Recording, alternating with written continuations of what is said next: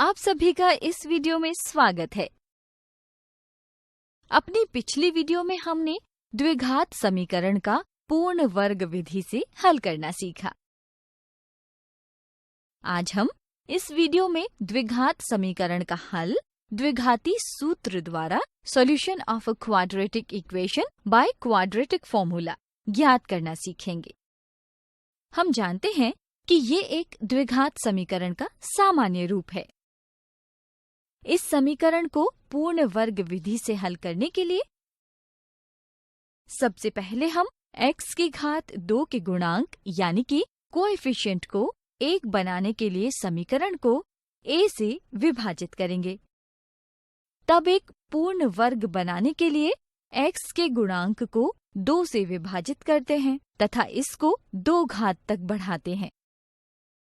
प्राप्त हुए मान को समीकरण में जोड़ेंगे और घटाएंगे जिससे समीकरण संतुलित रहे। इसे समीकरण 2 से दर्शाते हैं। समीकरण 2 को हल करने पर दाएं भाग में b की घात 2 घटा 4ac बटा 4a की घात 2 मिलता है। व बाएं भाग को द्विपद के वर्ग यानी कि स्क्वायर ऑफ बायनोमियल के रूप में व्यक्त करने पर हमें समीकरण का ये रूप प्राप्त होता है। इस समीकरण का हल निकालने के लिए हमें क्या करना होगा? हम एक समीकरण का वर्गमूल यानी कि स्क्वायर रूट करते हैं और ध्यान रहे कि समीकरण के दाएं तरफ धनात्मक व ऋणात्मक का चिन्ह लगाते हैं, क्योंकि जब हम 3 व ऋणात्मक 3 का वर्ग करते हैं तब हमें 9 प्राप्त होता है, लेकिन जब हम 9 का वर्गमूल करते हैं तब धनात्मक व ऋणात्मक 3 प्राप्त होता है। इसलिए समीकरण 3 को हल करने पर हमें यह समीकरण मिलती है।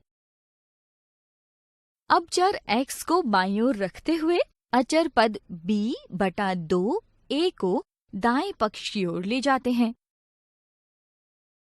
सरल करने पर देखते हैं कि हमें x बराबर घटा b धनात्मक व ऋणात्मक b की घात 2 घटा 4 ac का वर्गमूल बटा 2a मिलता है, जिसे समीकरण 4 से प्रदर्शित करते हैं।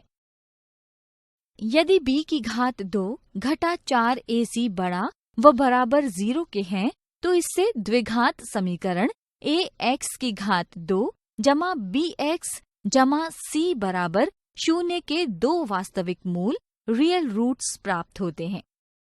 और यदि b की घात 2 घटा 4 ac छोटा व बराबर 0 है तो वास्तविक मूल प्राप्त नहीं होते हैं। अतः किसी द्विघात समीकरण के मूल ज्ञात करने के लिए हम इस सूत्र का प्रयोग कर सकते हैं, जिसे द्विघाती सूत्र यानी कि क्वाड्रेटिक फॉर्मूला कहा जाता है। क्या आप बता सकते हैं कि कौन से भारतीय गणितज्ञ ने द्विघाती सूत्र ढूंढने की कामयाब कोशिश की थी? गणितज्ञ श्रीधराचार्य द्वारा द्विघात समीकरण को हल किया गया, जिसे द्विघाती सूत्र या श्रीधराचार्य सूत्र कहते हैं।